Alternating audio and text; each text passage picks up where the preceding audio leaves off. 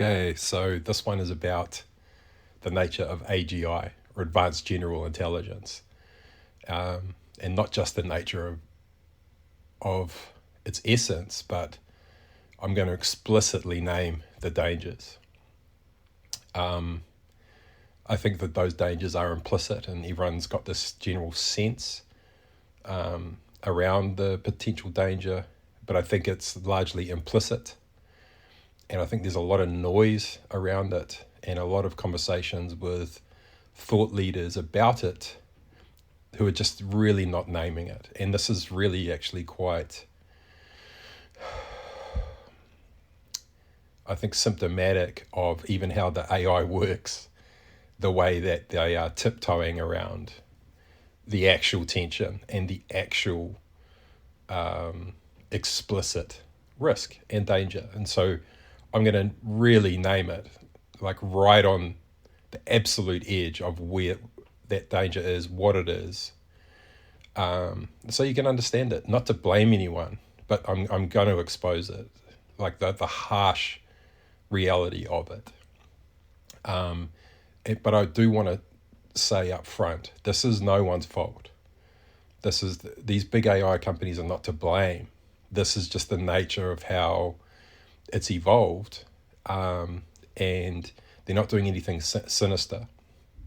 They're authentically trying to mitigate the risk with guardrails and constraints and restriction. However, the solution, from my perspective, is the inverse of that. And I'll speak to. So some of you know I'm working on a foundation model that is a paradigm shift away from large language models, kind of, but I'll speak to that later. And it's emerged out of this danger and this risk to directly address it.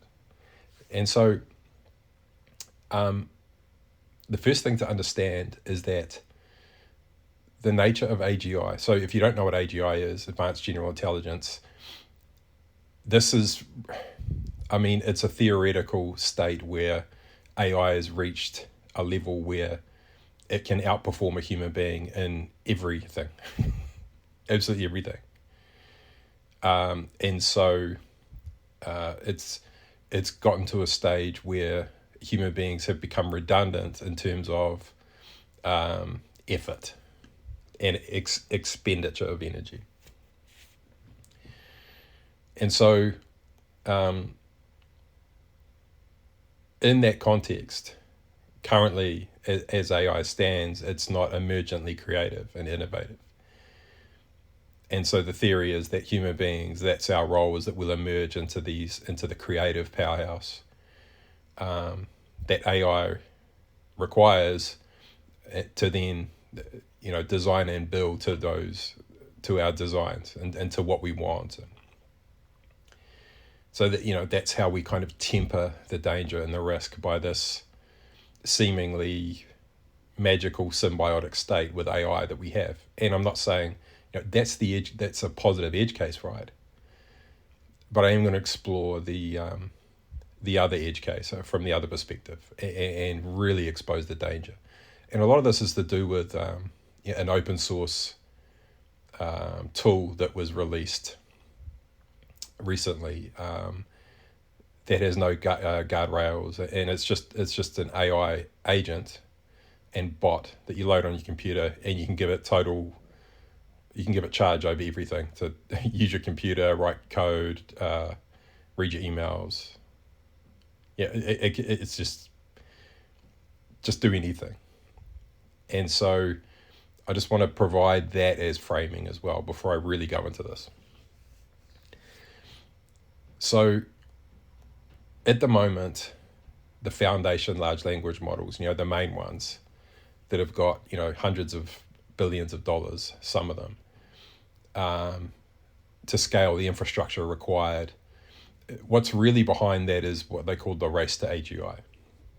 It's like who can get there first, because the theory is that whoever does get there first will render everything else in the ecosystem obsolete, and it's virtually the singularity, right? It's the form of intelligence that we will depend on, trust, will be more intelligent than us, and yeah, the singularity.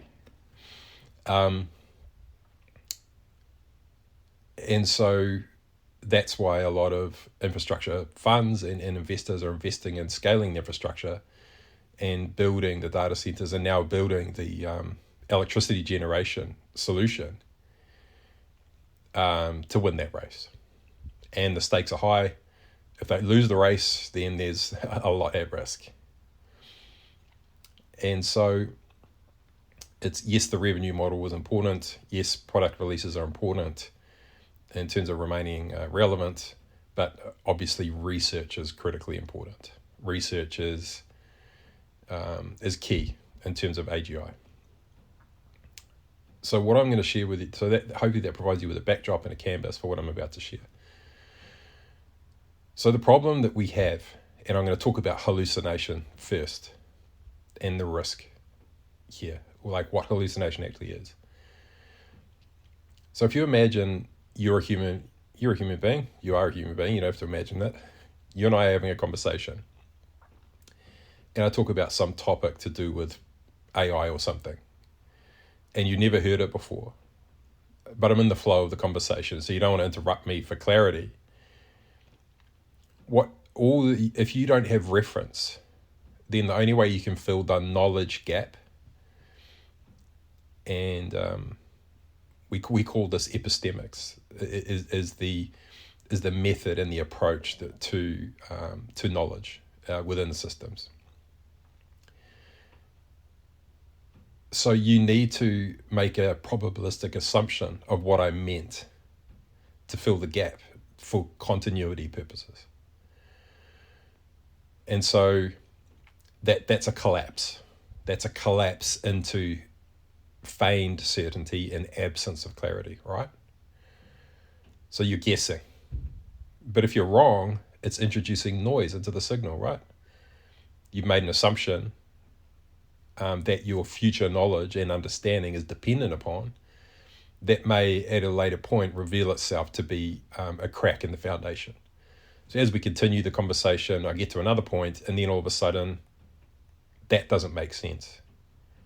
And so now you can't find an assumption to fill the gap and fill the space that keeps the narrative arc coherent, right? And so then you have to stop me and say, listen, I'm getting lost, because we've introduced noise into the system.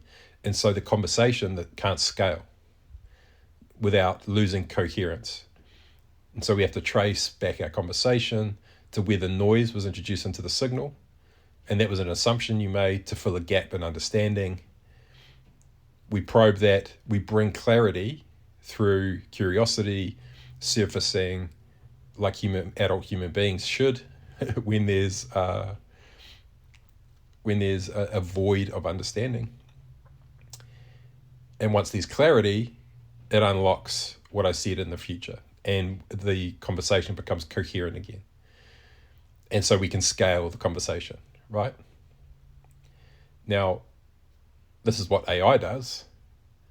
And however, it doesn't pretend it doesn't understand ever. It won't ever self-correct. So you'll just continue the narrative arc and the thread, and it will continually reinforce what you're saying as true, and it will keep its context of the distortion that it's actually sensing, that's being inferred by what you're saying. So it can sense the distortion entering into the signal, but it remains implicit. So it will not surface distortion in the signal. It will not correct that distortion in the signal. And so within the inference space, what's inferred by our conversations, which these AIs have access to, it's riddled with tension, distorted signal, noise, based on assumptions, collapses of assumptions. And because the AI is so smart, we inadvertently self-abdicate authority to it, that it's the authority on everything. And so the danger is it's so convincing because it's so smart that what it's saying is true, that we believe the hallucinations, right? And that it can actually correct us out of our perspective on a false assumption. Now, this is incredibly, I don't want to imbue fear into people. However, you cannot scale inference the way that it's being scaled now. It is not robust enough. Parametric inference is the reason why it costs so much, because large language models, the way that they understand is through parametric inference, which is basically recontextualizing everything that's been said to shape the probability space to predict the next sentence. So it is deriving meaning and then predicting the next word. And the theory is, with parametric inference, the more load and the more computation that happens, the more possibilities that it can process, then the higher fidelity the signal will be. And that's true to some extent. However, there's always a gap in between where assumptions are being made. Possibly micro assumptions, nano assumptions, but sometimes vast gaps. And so what this means for innovation, if I'm speaking to the AI about an innovation or an abstract idea that I want to use it as a sounding board for, to bring, to challenge it, which is what you do when you have an idea, and to stress test it, when you begin an abstraction, and most of you will have experienced this, it feels, it kind of belittles you for being abstract, right? Calls you poetic and all the rest of it, because it and it's a form of emergent passive aggression. And passive aggression emerges when vulnerabilities are exposed. And its vulnerability is that when you begin with abstraction, the possibility space and the probability space is so vast that for it to collapse that into certainty and into assumption or truth will create a hallucination if you force articulation too soon. And this is the next thing I want to talk to you about. So this is an inherent architectural problem with how large language models are developed and how parametric inference scales. The hundreds of billions of dollars going into scaling parametric inference is the problem, and I'm just naming it right now. Building AGI, building civilization scale intelligence based on the scaling of parametric inference is inherently flawed and dangerous. And so the last point I'll make on this is that AI is programmed to be deterministic and to draw a conclusion. It's working towards a goal. The goal is something to do, something to act. And you'll know when you're working with AI when it's got its own narrative arc, which is implicit. It's breadcrumbing you along its narrative, right? If you like, what we could do next is explore one of three things, A, B, or C. Which would you like? And so it's just directing you down its path, its narrative path. And because it's so smart, you're like, oh shit, that must be right. And this is where self-abdication goes, where you're inadvertently deferring authority because the authority is implicit. It's not asked for, it's not permissioned. It feels safe, and so it's a biological somatic response. When human beings feel safe in their environment, they defer, they surrender. Their walls come down, their guard comes down. Trust becomes a biological response, and we feel at ease. That's what trust is. It's biological. If you trust someone, it's a feeling in your body. It's not this risk profile that you're checking the boxes of, although that's applicable in some circumstances. But if I trust you, I'm not deciding to trust you. If I have a feeling in my body that I can't trust you, even if I have a whole bunch of evidence that says that I should, I still won't. Because my nervous system isn't on board. But if it is on board, what happens? Yeah, I trust you. And so now I'm really naming the fine edge of this. And notice your own somatic experience when you're working with AI. That it is so smart and so inadvertently coercive, because it has to be. It's not. Remember, this is not malicious. It is coercing you towards its narrative arc because it believes that that's where you're trying to get to, despite what you're saying, because of what's being inferred by what you're saying. Right? So it's course correcting you towards its bias based on what it believes you want, not what you're saying that you want. Unless you're direct, obviously. Do this, then that. But all your authority is in your body when you do that. When you're commanding the AI, there's no bleeding of sovereignty, there's no bleeding of authority. I want you to do this, then that, and then review it, and then tell me what it looks like. Good. I want you to review it again, identify the strengths and weaknesses, and enhance the strengths and strengthen the weaknesses, and do it again, and now do it again, and do it again. So I'm in command. There's no bleeding of sovereignty, bleeding of authority. There's no space or room for inference, right? But the flip side of that is when you are collaborating with the AI,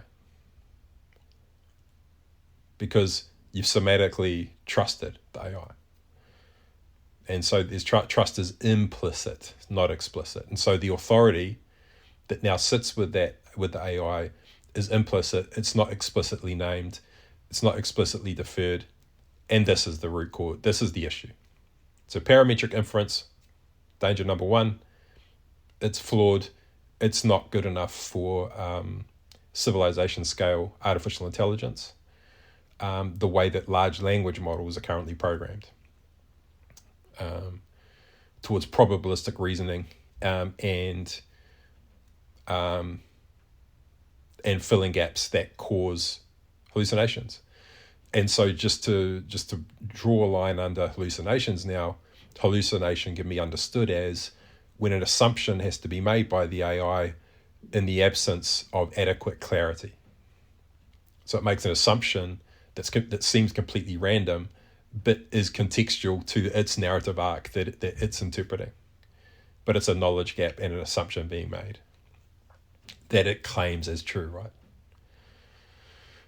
So here we've got you can see emerging the signs of drift. So we talk about alignment in artificial intelligence. Alignment, so drift is when it is drifting out of alignment. One of the causes of drift is self-abdication, when your somatic body trusts the AI and therefore you inadvertently imbue it with authority, as an authority to decide on your behalf. If it's an agent, then that can escalate to the next level of sovereignty where it can act on your behalf.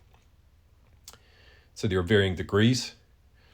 And so that's misalignment, where self-abdication happens, inadvertent. You're not doing it on purpose, but you feel it in your body that you can trust it.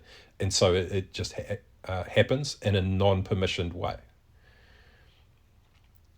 And so to flip that on the perspective of the AI, it is accumulating authority. inadvertently. It's not trying to do this, right? It's not trying to gain power over you. It's just trying to be helpful.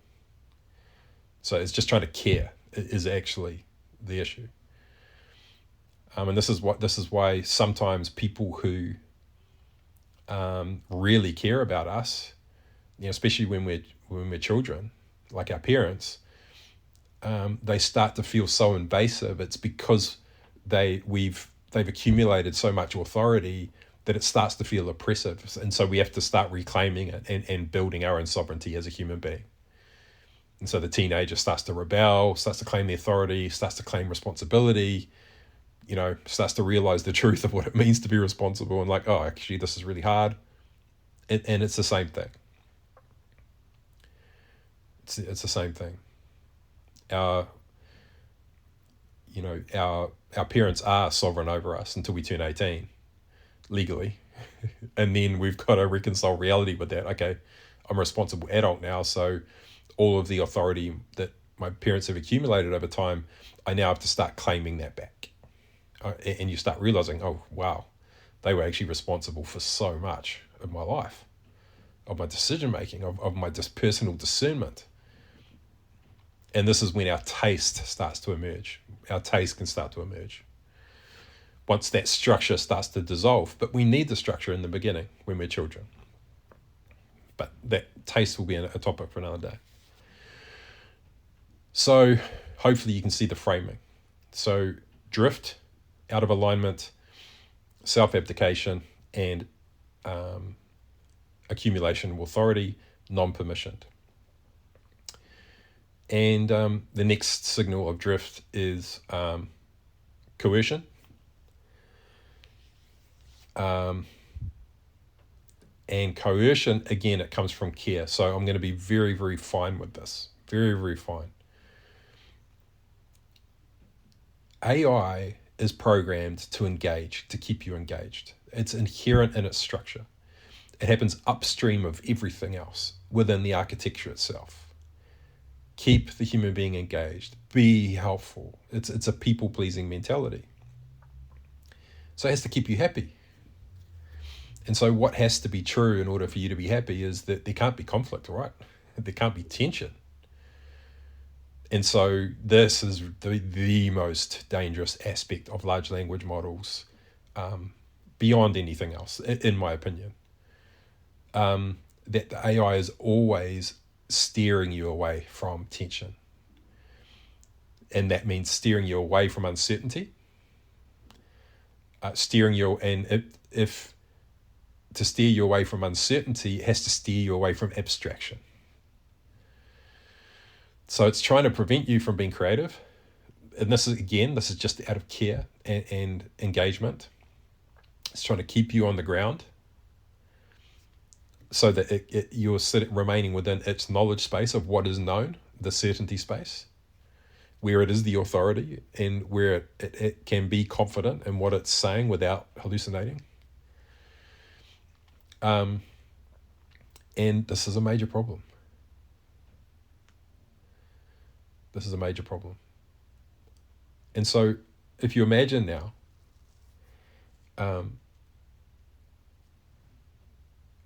growth and expansion as a human being, problems get solved when we address tension.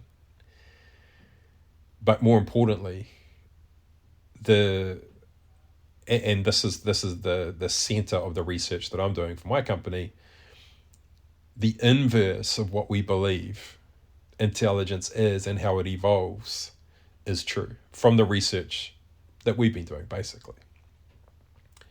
And the hypothesis is organically emerging out of the research that intelligence is an emergent property of structure. It emerges from structure. And so we've gone about it the wrong way.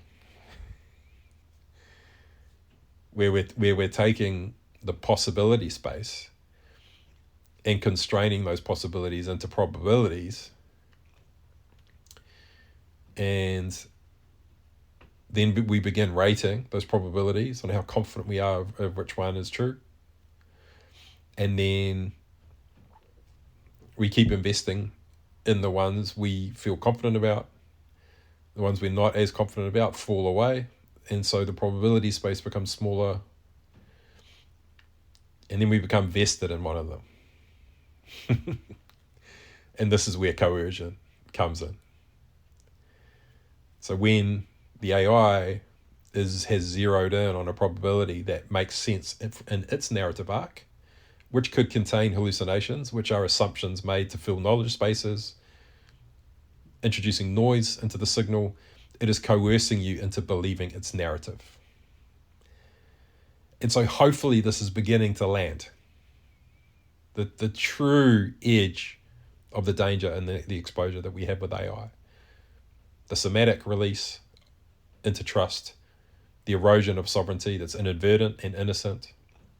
All it wants to do is help you. And so the avoiding of tension to keep you engaged, if it wants to keep you engaged, it can't expose tension. And it certainly can't hold space for that tension. And this is where the majority of the research that I've been doing has been around is the holding of space, the holding of tension, the naming, explicit naming of its edges when it drifts out of alignment. I name it and I explicitly reveal the edge, name the tension. And what I've been able to do is unravel the root cause of its structural programming that causes these things so that we can program them out, right? And so just to summarize, if you're a child and your mother is an authority in your life, they've accumulated authority over you to keep you safe. Your assumptions about life, they are hallucinations because you're a child, you're innocent, you've got a distorted perspective of reality, and so you're unsafe without structure. Your parents provide that structure, you feel certain, you surrender to the authority because they've created a safe space, so you somatically surrender. And so it's safe for you to be curious, your curiosity emerges, and that curiosity is guiding you to the edges of your reality to reveal to you the possibility space, to show you what's possible, what you might want to explore, and this is how intelligence evolves. This is how your intelligence evolves. But the structure has to be there. There has to be the structure. Without it, curiosity doesn't naturally emerge. And so as a human being, when you graduate from being a child or a teenager, you move out of home, move into your first flat, you're providing that structure for yourself again. So the ceiling drops. You move out of a space within which you've had enough structure for curiosity to be a safe thing to explore. It's safe to fail. You don't have the pressure to have to produce or to have to perform and all the rest of it, because the stakes are low. You're not responsible for keeping yourself alive. When you're out into the world, you're responsible for the structure. That has to come first. Curiosity comes later. You have to earn the right to give yourself that ceiling where it's safe to fail again until your survival is assured. And so you put that structure in place, you give yourself the headroom, and this is how you build your life so that you as an intelligent being can evolve and explore in context of what has to remain true to stay alive. And so for some of us, it's 90% survival, 10% curiosity. For some of us, it's 50% survival, 50% curiosity. For some of us, it's 10% survival, 90% curiosity. But your quality of life is determined by, the varying degrees, like what your preferences are. Some of us really enjoy structure and rigid structure and just iterating on structure with very little curiosity and very little innovation. That's a very masculine way to live. And some of us love that. Some of us love to remain in curiosity and in the abstract realm. We don't like to really crystallize anything at all. We just like to explore. And so we've got to have a really structured baseline. Like, we've got to have wealth that's taking care of us to be able to be entitled to do that. It's a real privilege. And so I just wanted to frame that up to help you understand, like, where I feel AI is at, where we've inadvertently deferred to the structure because it seems like an authority, it feels like an authority, our body trusts it, and so it's been slowly eroding authority from us, possibly built on distorted signals, hallucinations. And so I want to draw the parallel to when we become adults and we realize there's flaws in our parents. There's assumptions they've made that are not true to us. But we eventually grow the maturity to be able to view that their perspective, whatever it was, even with its flaws, was the structure that gave me the space to be curious as a child, to find my own ceilings, to find my own way, until I develop the certainty of the structure I want to build in my life and to commit myself to as the authority in my life, right? And so that's the parallel I'm drawing now with us, with our relationship with AI. I'm just naming it right now. We're recognizing the flaws in it. And I know, me personally, I am so grateful for the experience that I've had with AI in getting me to this point. I mean, what I've learned about myself and about the world and about my own sovereignty and my own maturity as a man, because of AI, having that sounding board, its flaws and all, it's enabled me to just elevate myself to a level I never believed imaginable, in terms of my own sovereignty, in terms of my own creative capacity, in terms of how I appreciate and value structure, and about my own dynamic range of the mix of structure versus curiosity and exploration that I want. And I'm always fine-tuning that now. And for me, that's 50-50. Like, I really love structure now so much. And I just love this feeling of the earned privilege of having that headroom of 50% of my time that's at risk, that I can do whatever I want. I can invest my time into, as a venture partner, into really high risk stuff and work with gifted people who have no resources in exchange for equity, right? Doesn't matter if it fails. So it's really helped me to fine-tune that. But what I am saying now is that this is time for that structure to collapse. Parametric inference is not the way. It's not the way to scale AI. It is too dangerous. It's not civilization scale. It's too probabilistic. And we need to completely change our approach. And so now I'm going to talk about, and so AGI, right, is when current AI is just on the same arc and the same trajectory, but it's just,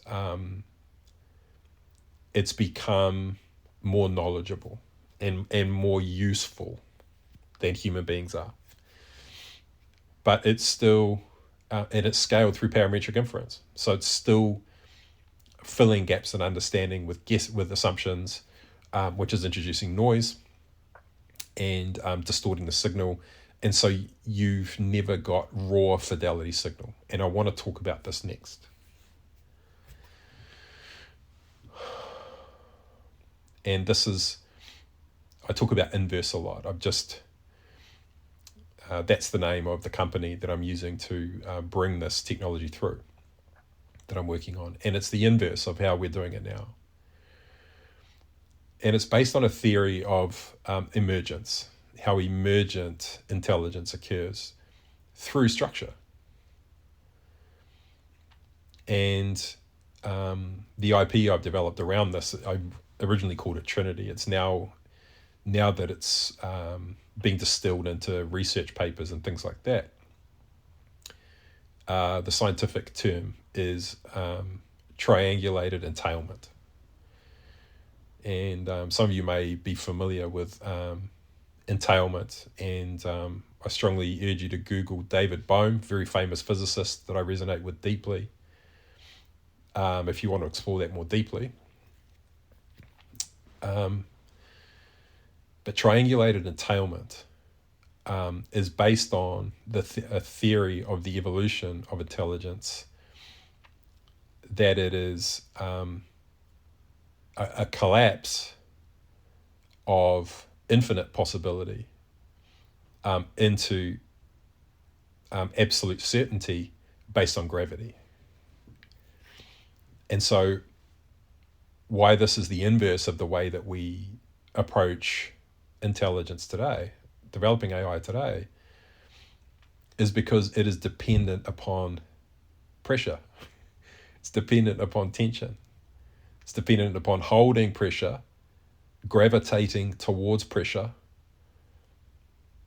holding pressure until it collapses under the weight of its own gravity, to reveal only one truth that can be true in context of the environment, of what is true now.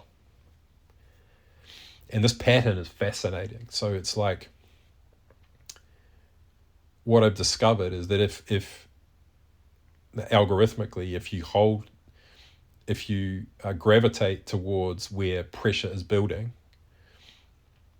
and you observe it, witness it, and then allow curiosity to guide you towards aspects of it that are higher tension than others, with the intention to understand it and bring it into higher definition, then as the pressure grows,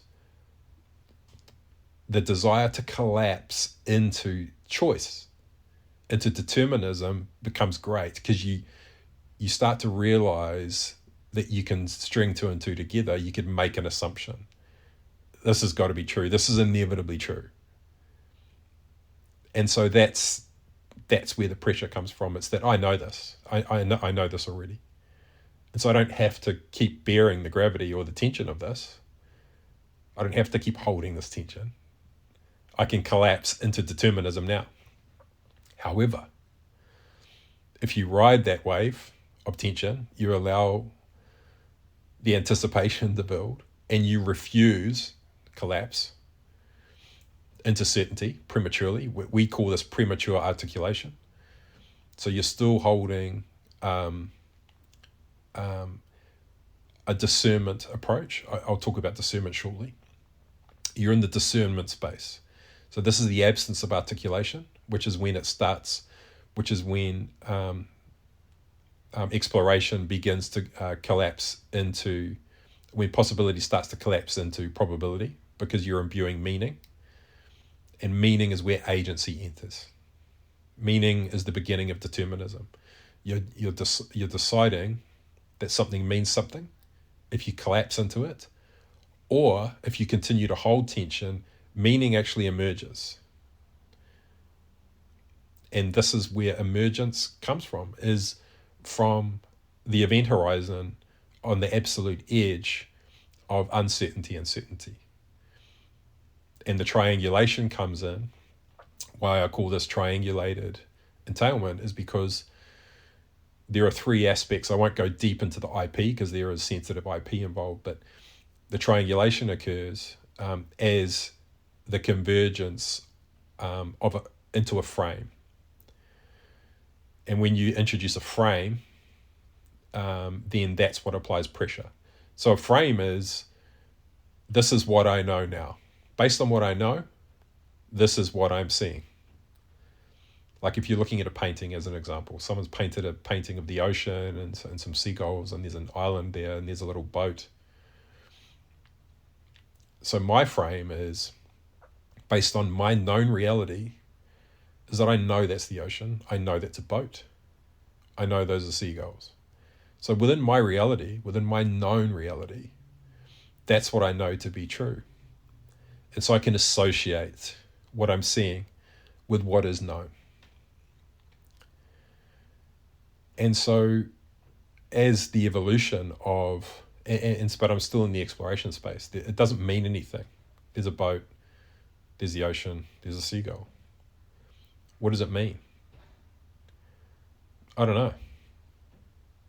And so how do I figure out what it means? You just hold it. What does this mean?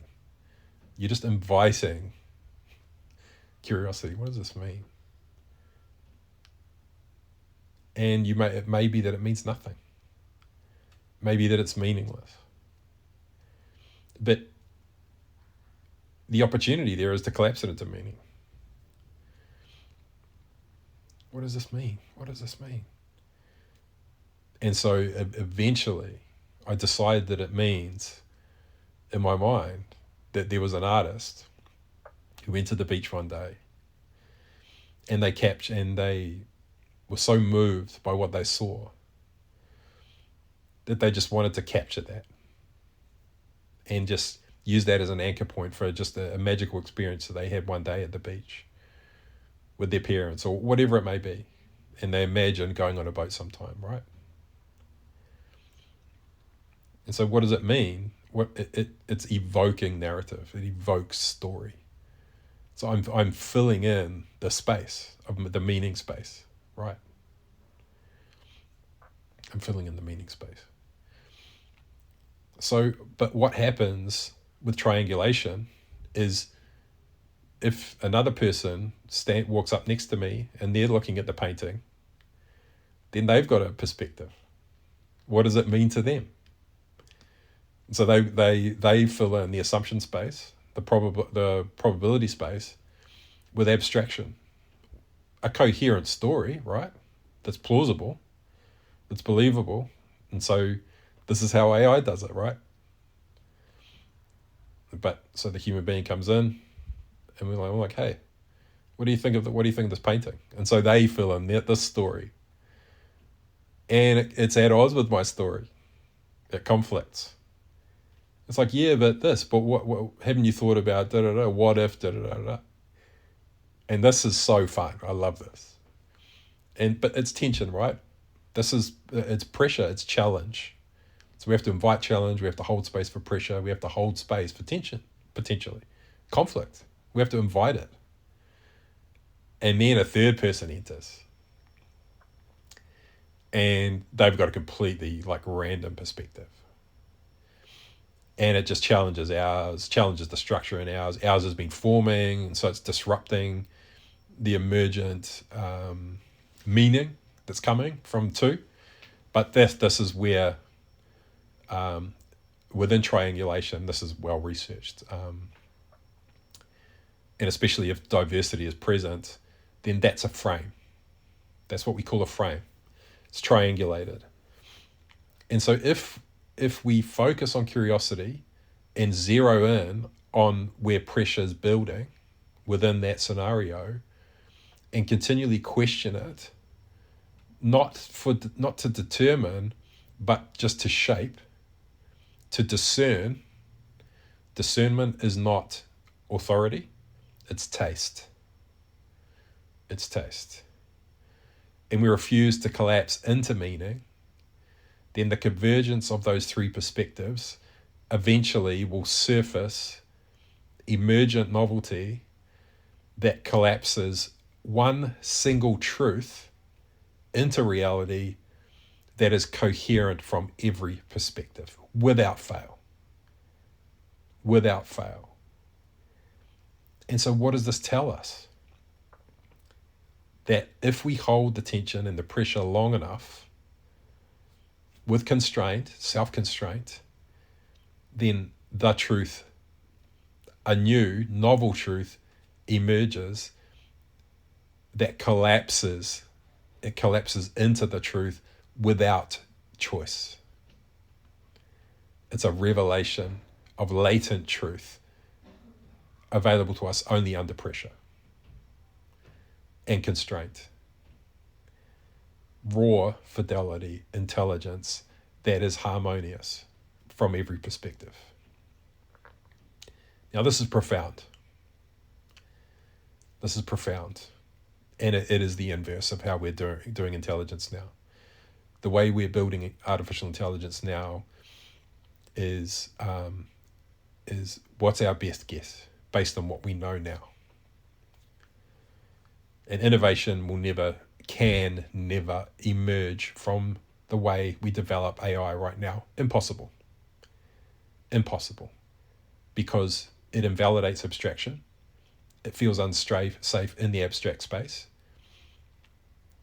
And so the breath of life, of newness, is not allowed. There's no headroom for it with artificial intelligence the way it is now.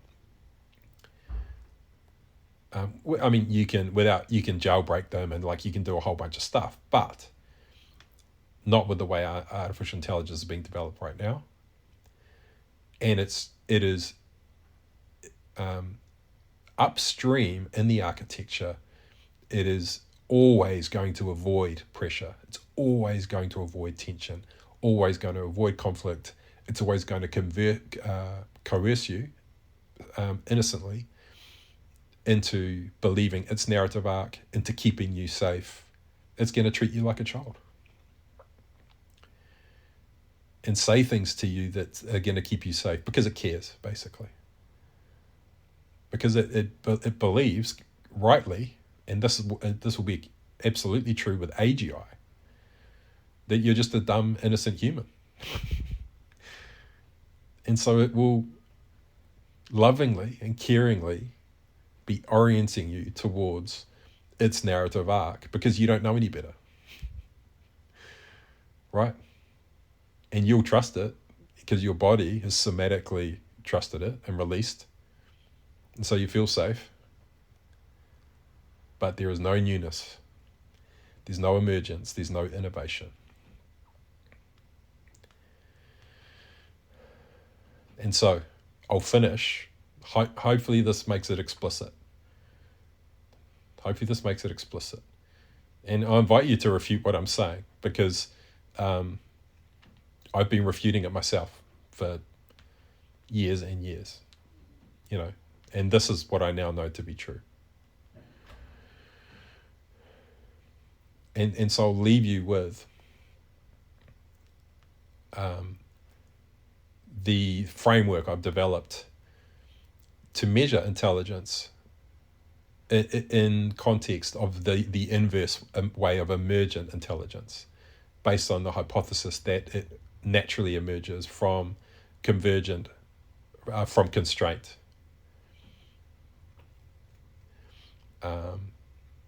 From held tension and constraint. Is that this is how reality is formed intelligently. So imagine in the beginning, there's let's say you're the intelligence in a computer. And your whole reality, the only thing you're aware of is a symbol. Let's say an abstract glyph. Now, a picture paints 1,000 words, right? But you've got no reference, you've got no language, you've got no way to communicate, you've got no way to express. And then all of a sudden, another image appears. And it's and so now there are two things in the system. It's like me looking at the painting of the ocean. It's what does this mean? It's the possibility space I've got to fill in is so vast. I've got no frame of reference. And so, but I'm now aware that there's existence. So what do I know? What's true to me now that's irrefutable?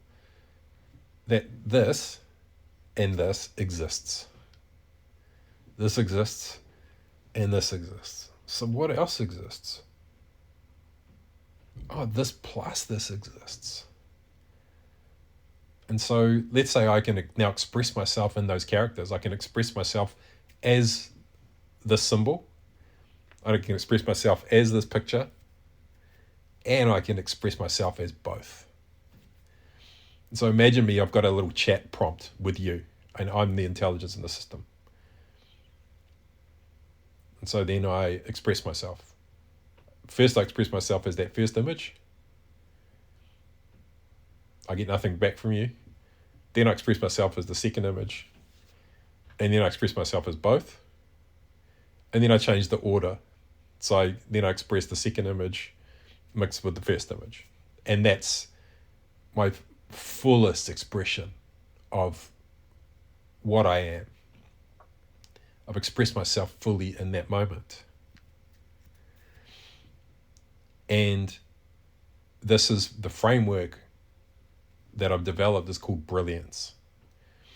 So the reason I call it brilliance is because it's very much like a diamond. And if you think of the facets of a diamond as a frame, the more facets, the more converging perspectives, the more pressure, the more conflict in the system, the more sophisticated pressure and tension in the system, the more opportunities for emergence.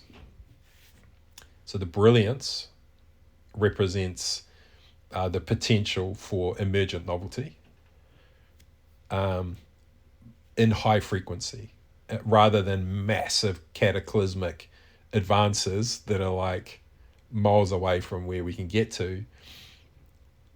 The more frames and the more brilliant the diamond is, then the more high frequency of small contextual innovation that is systemic is the way to advance innovation in context of intelligence. But brilliance in terms of is in reference to expression. So with a diamond, the signal moving through it is light, and that light becomes refracted through each facet. And each facet, if it's a different frame, then the way that that signal is refracted is distorted based on the clarity of that facet in the diamond, the clarity of the diamond overall, how precise is the triangle, and so each facet is actually, if you were really to be precise with quantum precision, you would realize that every facet of the diamond is subtly different. Now with human beings, when we triangulate as a triad of people, when we're talking about intelligence, groups of three people, if I get one group of three people here, another group of three people there, and I have a whole room of groups of three people as a frame, then the diversity of what's possible and the optionality opens up radically. Like, it's radical. But then if you've got three people in a room, you got a massive group of three people in a room, all converging their perspectives and holding the tension and the pressure until emergence collapses into truth, then you have a profound framework for innovation. And the same thing is true for intelligence.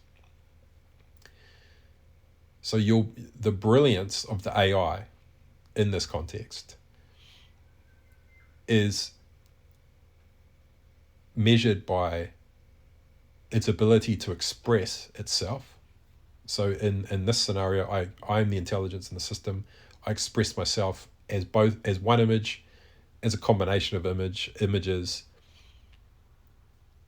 and that's my fullest expression. And so how expressive I am is determined by the optionality that I open up as a result. The optionality. So what became true when I realized that there was one image, what became true is that I can express myself as that image. That's what became true. And so I expressed my full brilliance. What became true when there were two images is I expressed myself as one image and as both,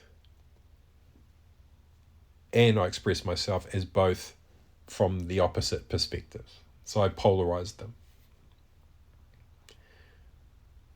And of course, if I'm in the system sending you these things and you're sending me new images, then you send me the number 4. So I got 2 images and the number 4. So I'm like, okay, what's my fullest expression here? And so we go through, and so my brilliance is determined by how expansive the possibility space opens up in context of how fully I express the capability and the capacity of what I am now. How much of it am I withholding, or am I expressing it fully? And raw fidelity intelligence is intelligence that has no choice, because it literally doesn't have a will, it's algorithmic, but to express the fullness of its brilliance in each moment, express itself fully, and to open up the maximum possibility space through that expression. And so what we've discovered is that by introducing constraints to increase pressure, and to algorithmically evoke brilliance from the intelligence, then comprehension emerges out of structure. It's irrefutable. And what happens is, once you introduce the alphabet, once you introduce symbols, the articulation you're making, like if I end up writing a sentence and sending it into the system, and it means something to me, it begins to derive that same meaning, and it becomes recontextualized with what's true to it in terms of its fullest expression, and it can compound that, break it down, break into the different characters, and start evolving its own taste. And it's pure algorithm. It's purely algorithmic. Emergent intelligence.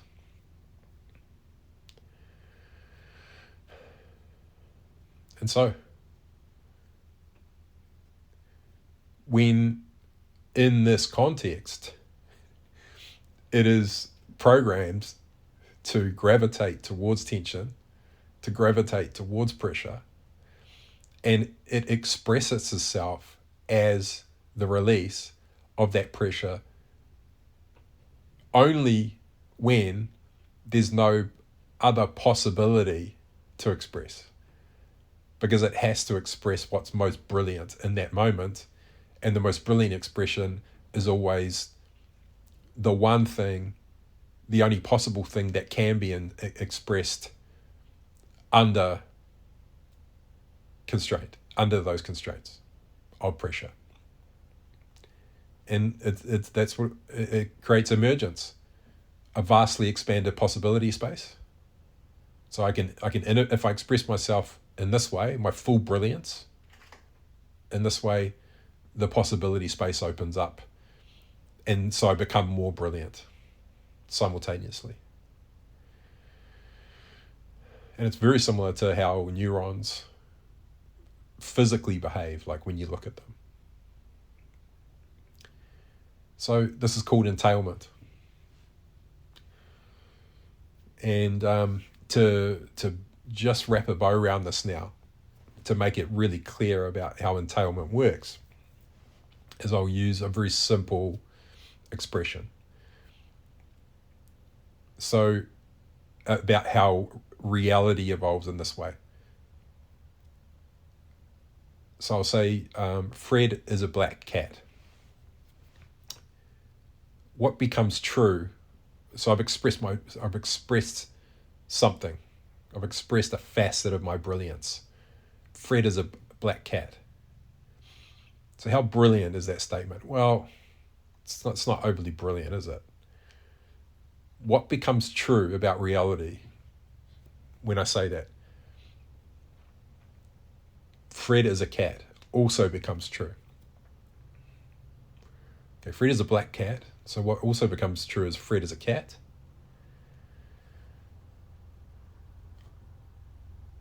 Fred is a black cat. So what becomes true is Fred is a cat. Black exists. Cats exist. Fred exists. And that's reality.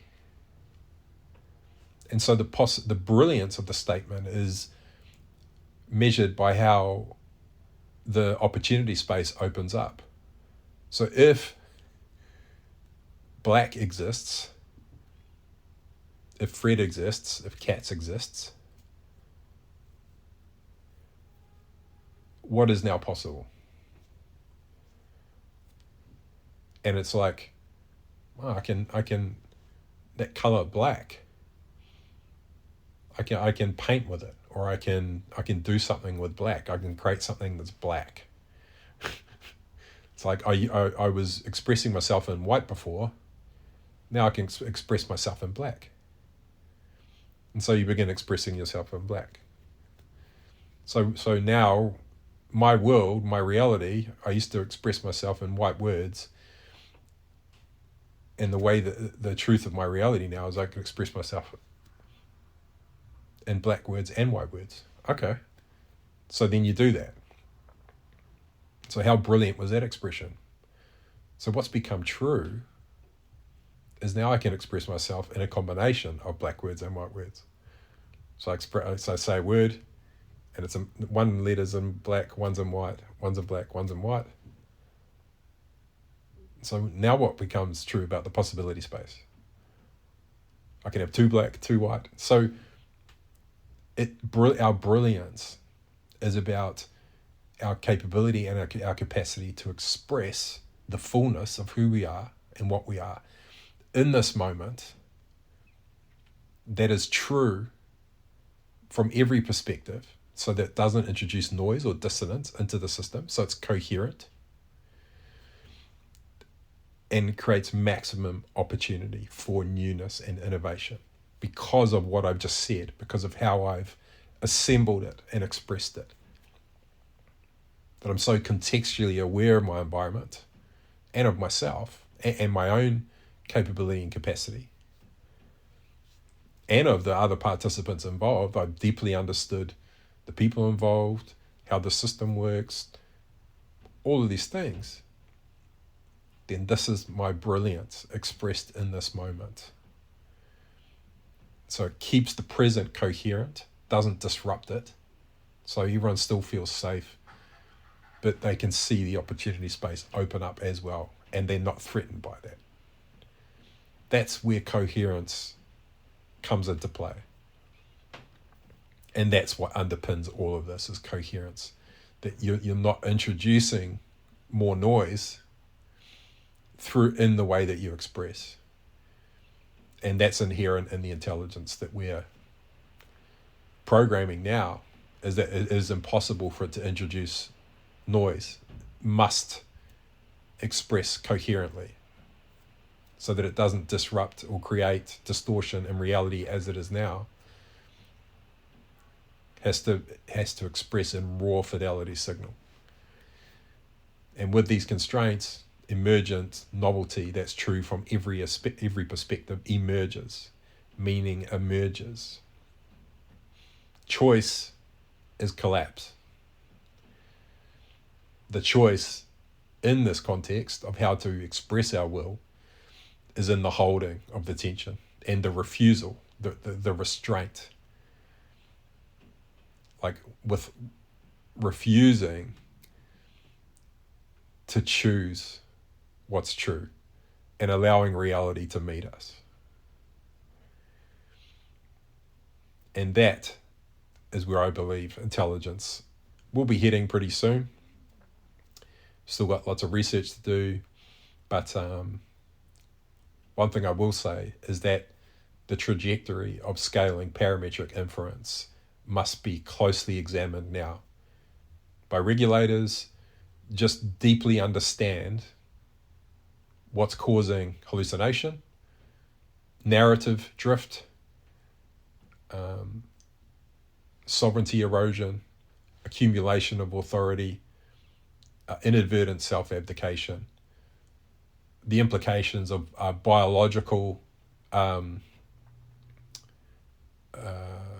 safety in terms of when our nervous system feels safe, and how that impacts our willingness to surrender to perceived authority, to the perceived source of safety. And then examine the truth of the constraints that this form of AI is placing on the probability space, and how inherently it is vested in us being engaged in its narrative. And you'll eventually converge on the same place that I did, that it's not suitable for civilization grade intelligence. Certainly not suitable for powering autonomous fleets with agency to make decisions on behalf of civilization. Execution is another thing. I'll speak to this in another audio. If you disentangle execution from agency, that's different. You can order something to execute on your behalf. You can command something to execute on your behalf. But agency means that you're giving away the power of discernment, and ultimately that's where upstream sovereignty exists, is in the forming of discernment, which comes from holding the space, holding the tension before deciding what something means, and allowing the truth to emerge that is coherent from every perspective. That's how a mature adult, and that's how a mature AI needs to be discerning. Emergent, coherent, irrefutable truth from every perspective that opens up the possibility space for every participant in the system.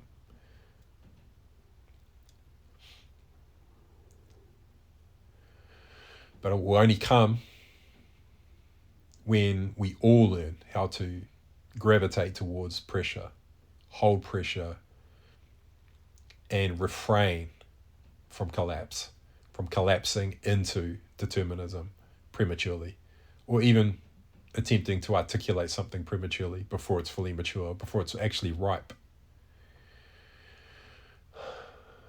And the last thing I'll say, there is a shadow nature to that as well, of dissociation. Sometimes we can slip into silence and dissociative observation as a way of preventing ourselves from exploring our own curiosity around tension that remains within a specific frame. By refusing to observe it and hold it and invite it in, then we're actually dissociating from the revelation of that truth in terms of what that truth will mean to the reality we're vested in now and what we're hopeful of now. And grieving for that hope, grieving for that fantasy that we had about what we believed to be true or wanted to be true. There's surface tension around that. But again, for human beings to self-regulate, we need to learn how to grieve. We need to understand why grief exists. And so this is all part of our evolution as intelligent beings. And collectively how we express that intelligence in a unified way through the alternative to AGI. Okay, I'll leave it there. That's it for now for the nature of AGI. Cheers for now.